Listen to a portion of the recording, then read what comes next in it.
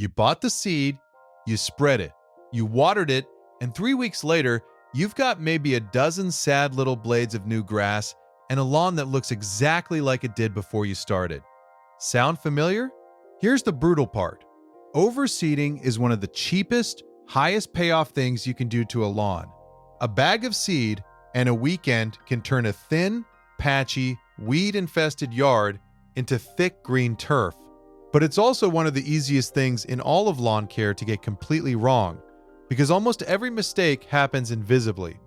You don't find out you messed up until 3 weeks later when nothing comes up, and by then you have no idea which step killed it. So today I'm walking you through the 10 mistakes beginners make when overseeding. In the order, you'll actually run into them. From before you buy a single bag, all the way to the mistake people make weeks afterward that undoes everything. And I'll tell you right now, mistake number 1 is responsible for more failed overseeding jobs than every other one on this list combined, and almost nobody knows they're making it. Quick thing before we start. Tell me in the comments whether you've overseeded before and how it went and roughly what part of the country you're in. Because timing on this is completely regional and I read every one of these. And if you like practical yard advice with nobody trying to sell you a service, hit subscribe. That's the whole channel. All right, mistake number 1, and it's the big one. Throwing seed on top of your existing lawn and hoping. This is what most people do. They walk out with the bag, they broadcast it across the grass, they water it, and they wait. And what they don't realize is that a grass seed has one absolute non-negotiable requirement. It has to physically touch soil. Bare dirt, not grass blades, not leaves, not that spongy brown layer of dead material sitting down at the base of your lawn. When you scatter seed over an existing lawn without any preparation, most of those seeds never make it down to the ground. They get caught in the canopy of the grass. They sit on top of thatch, birds eat them, wind moves them, the sun dries them out before they can root, and the numbers on this are genuinely shocking. Seed just laid on top of existing grass germinates at a rate of around 2%. 2%, you paid for 100% of that bag, and roughly 98% of it is decoration. So what do you do instead? 3 things, and they're all easy. First, mow your existing lawn shorter than you normally would, down to around 2 to 2.5 inches. Tall grass is a net that catches every seed before it can drop through. Cutting it low opens the canopy and gives the seed a clear path down. Second, bag your clippings. Normally, I'd tell you to leave clippings on the lawn because they feed it. Not today. Today they form a mat that blocks your seed from reaching soil. Third, and this is the step people skip even when they do everything else, deal with your thatch and rough up the surface.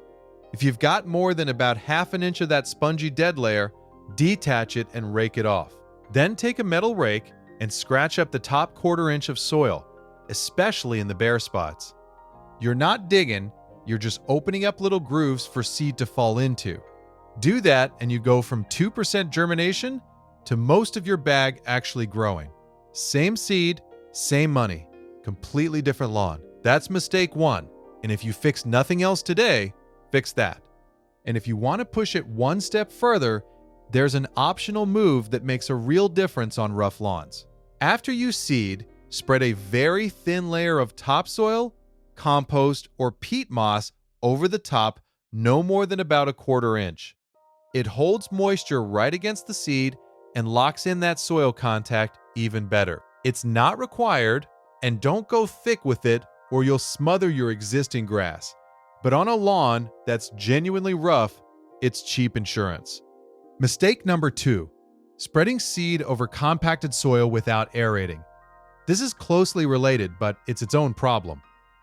If your soil is packed hard, from foot traffic, from heavy clay, from years of mowing, then even a good rake job isn't going to give seed what it needs. Roots can't push into concrete, and water runs off instead of soaking in. Here's a free test. Take a screwdriver and push it into your lawn. If it slides in easily, you're fine. Skip this. If you have to lean on it and fight, your soil is compacted and spreading seed over it is one of the most common wastes of time and money in all of lawn care. The fix is core aeration, which just means pulling little plugs of soil out of the ground. You can rent an aerator cheaply for a few hours, or split the rental with a neighbor and do both yards in an afternoon. And here's why it matters so much for seeding specifically. Those holes it leaves behind are perfect seed pockets. Seed falls in, it's surrounded by soil on all sides, it's protected from birds and wind, and it's sitting in moisture. Aerating right before you seed is one of the biggest upgrades you can make to your results. Leave the plugs it pulls up right where they fall, by the way. They look messy for a week or two and then break down and feed your soil. Mistake number 3, buying the wrong seed. This sounds obvious and people get it wrong constantly.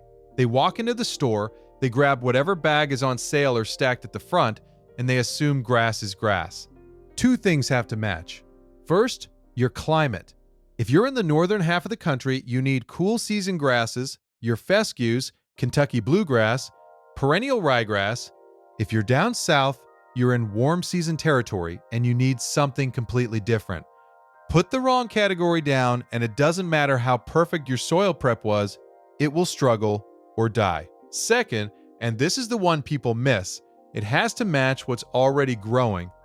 You're overseeding into an existing lawn, not starting fresh. If you drop a totally different grass type into your yard, you can end up with a patchwork of different colors and textures that looks worse than what you started with. Go look at your lawn, figure out what you've got, and buy something compatible. And think about your conditions too. Heavy shade? Get a shade-tolerant blend. Kids and dogs tearing across it daily? Get something tough like a tall fescue. The seed itself is cheap. Getting the right seed costs nothing extra.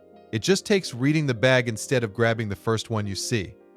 And while you're reading that bag, flip it over and look at 2 more things most people never check. First, the germination percentage and the test date. Grass seed loses viability as it ages, so seed that's been sitting in a warehouse for a couple of years will genuinely underperform even if you do everything else right. Look for a recent test date. Second, look at the inert matter and weed seed percentages. Cheap seed often carries a surprising amount of filler, and sometimes actual weed seed, which means you're paying to plant the exact problem you're trying to fix.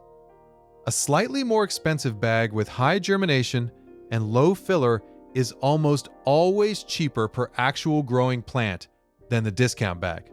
That's one of the few places in lawn care where I'll tell you to spend a little more. Mistake number 4, getting the timing wrong. This one silently kills more overseeding jobs than people realize because it feels like you did everything right and you just got unlucky. For cool season grass, fall is the best time to overseed, hands down. Soil is still warm from summer, air has cooled off, weed pressure is way down, and the seedlings get weeks to establish before winter. Spring is your second best option, but you're racing the summer heat. Warm season grasses run on a different schedule late spring into summer when they're growing hard. But here's the specific mistake, and it's about the back end of that fall window. Seeding too late. Cool season grass needs roughly 6 to 8 weeks of growing time before the first hard frost. If you seed too late in the season, those seedlings never get established and they die over winter. In colder northern regions, the general guidance from extension programs is to be done seeding by around mid-September. Push into late October up north, and you're essentially throwing seed into dormancy. So the window isn't just fall.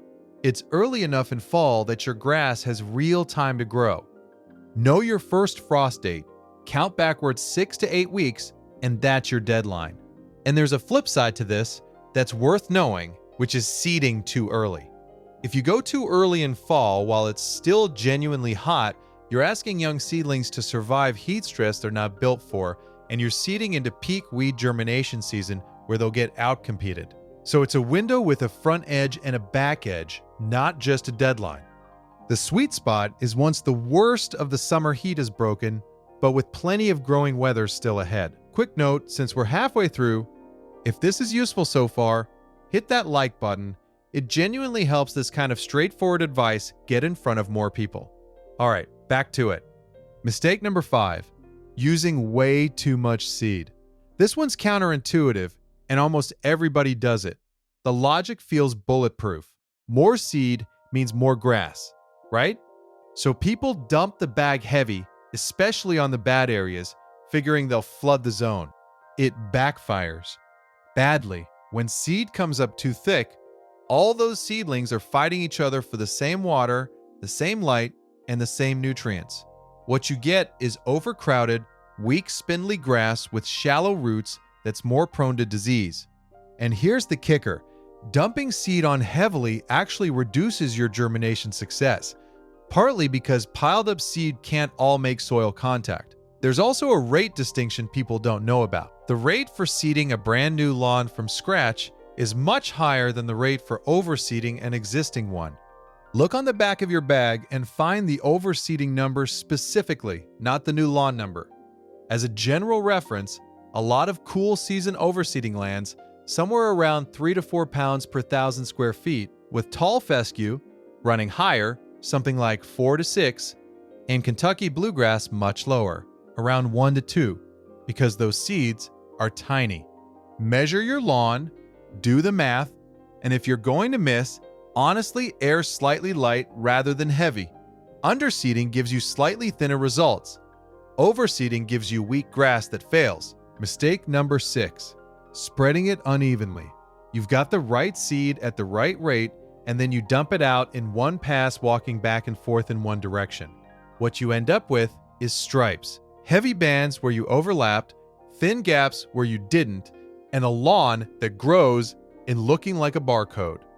The fix takes zero extra effort. Split your seed into 2 equal halves. Spread the first half walking north to south across the lawn, then spread the second half walking east to west perpendicular to your first pass. That crosshatch pattern evens everything out and covers the gaps you inevitably leave going one direction. Use a spreader if you've got one, even a cheap handheld one. Hand broadcasting works on small areas, but it's very hard to keep even. And even coverage is the entire goal here. Mistake number 7, putting down weed control anywhere near your seeding. This is the one that makes people genuinely angry when they find out, because they did it trying to be helpful. Pre-emergent herbicide, crabgrass preventer, weed and feed products, all of these work by stopping seeds from germinating. That's their whole job, and they have absolutely no way to distinguish between a crabgrass seed and the expensive grass seed you just spread. They stop both. And these things don't wash out in a week. Standard pre-emergents stay active in your soil for up to about 90 days. So if you put crabgrass preventer down in spring, your seeding plans just got pushed 3 months down the road. And if you seed first and then decide to hit the weeds a couple weeks later, you've just killed your own investment. So you have to pick a lane for the season. If your priority is thickening a thin lawn, you're seeding and skipping the pre-emergent, and you accept a weedier year. If your priority is stopping crabgrass, you're on the pre-emergent schedule and not seeding in that window. Trying to do both at once means you pay for both and get neither. Same goes for regular weed killer after your seed comes up. Young seedlings are fragile and herbicides can stunt or kill them. General guidance is to wait until you've mowed the new grass at least 4 times or roughly 2 months before applying any weed control. Mistake number 8, using the wrong fertilizer or the right one at the wrong strength. New seedlings do benefit from a nutrient boost, but the standard bag of lawn fertilizer sitting in your garage is the wrong tool. Fertilizers formulated for established grass are typically high in nitrogen, and high nitrogen on tender young seedlings burns them. You'll watch your new grass come up and then go yellow and die, and you'll blame the seed. What you want is a starter fertilizer. The difference is in that middle number of the 3 on the bag, which is phosphorus. And phosphorus is what drives root development. New grass needs roots before anything else. So a starter fertilizer with a higher middle number gives seedlings exactly what they need at that stage. Apply it at the rate on the bag, not by feel, because too much of even the right product can burn seed. One honest note here. There's some genuine disagreement among lawn people about whether to apply starter fertilizer at seeding time when you're overseeding into an established lawn, since your existing grass will grab a lot of it. And some argue you're better off waiting 6 to 8 weeks until the new grass is established. Both approaches have supporters. What everybody agrees on is this: do not put high nitrogen fertilizer on new seed, and do not put weed and feed anywhere near it. Get those two right, and you're fine either way. Mistake number 9. Watering it wrong. This kills more seed than anything except bad soil contact. And it's because people apply their normal lawn watering logic to a situation where that logic is exactly backwards. You've probably heard that you should water your lawn deeply and infrequently. That's completely correct for an established lawn and completely wrong for germinating seed. Here's the thing about a seed. Once it takes on water and begins to sprout, if it dries out even once, it dies. There's no second chance for that seed. So your entire job for those first weeks is simply to never let the surface dry out. That means light, frequent watering, 2, sometimes 3 short waterings a day, just enough to keep the top inch of soil damp. Not soaked, not puddled, because saturated soil suffocates seedlings and can wash seed around. Damp. Early morning is the best time, with a second light pass in the afternoon on hot or windy days. Germination takes anywhere from about 7 to 21 days depending on your grass type and soil temperature. And perennial ryegrass is fast while Kentucky bluegrass takes its time. Through all of that, you're keeping the surface damp. Then, once the new grass is up and growing, you flip completely. You back off to less frequent, deeper watering, which trains those new roots to chase moisture downward instead of staying shallow. Light, and often while it's sprouting. Deep, and rare once it's established. Getting that transition right is what separates grass that survives its first summer from grass that doesn't. One practical tip that makes this whole stage much easier: watch the weather and let it work for you. If there's a stretch of mild, overcast, showery days in the forecast, that's your ideal seeding window, because nature keeps that surface damp for free and you're barely touching a hose. Seeding right before a blazing hot, dry week means 2 solid weeks of babysitting a sprinkler 2 or 3 times a day. Same work, same seed, wildly different amount of effort, just from picking your week better. And mistake number 10, which happens weeks after everything else and undoes a lot of good work: mowing too soon and mowing it with a dull blade. Your new grass comes up, it looks great, and the lawn is getting shaggy, so you fire up the mower. Too early. Those seedlings have blades, but their root systems are still tiny and shallow, and a mower will yank them straight out of the ground. Wait until the new grass reaches about 3 to 4 inches tall before that first cut, which is typically somewhere around 3 to 4 weeks after seeding depending on conditions. And here's a great way to check whether it's ready, better than guessing by height. Gently tug on a seedling. If it pulls out easily, or if it still has the seed attached, it's not ready. Leave it alone. When you do make that first cut, 3 rules. Sharp blade, and I mean genuinely sharp, because a dull blade tears at young grass and pulls it out of soft soil, instead of slicing it cleanly. High setting, taking off only the top, never more than 1/3 of the blade height, and never mow when the ground is wet, because soft, wet soil lets the mower pull seedlings right out by the roots. Be gentle on your turns too, since that's where the most damage happens. And one more thing while we're here that isn't technically a mowing mistake but belongs with it: stay off the lawn. New seedlings are fragile, and foot traffic from you, the kids, or the dog compacts the soil and crushes young grass. Give it a few weeks of being left alone. It's the easiest thing on this entire list, and people blow it constantly because the yard looks fine to them. So let's put it all together, because when you see the whole sequence, it's actually pretty simple. You mow low and bag the clippings. You dethatch if you need to, and scratch up the soil surface. You aerate if the screwdriver test says your soil is compacted. You buy the right seed for your climate and your existing lawn. You seed in your correct window early enough in fall to get 6 to 8 weeks of growth. You measure and use the correct overseeding rate, airing slightly light. You spread it in 2 perpendicular passes. You keep every form of weed control far away from it. You use a starter fertilizer, never high nitrogen. You water light and often until it germinates, then switch to deep and infrequent. And you wait until it's 3 to 4 inches tall before that first careful cut with a sharp blade. None of that is difficult. None of it requires special equipment or professional help. It's just a sequence, and the only reason overseeding fails so often is that nobody tells beginners which steps are load-bearing and which ones they can be casual about. And if you take one single thing away from today, take mistake number 1. Seed has to touch soil. Everything else on this list is refinement. That one is the difference between 2% of your bag growing and most of it growing. And it costs you 20 minutes with a rake you probably already own. So now I want to hear from you. Which of these have you done? Be honest.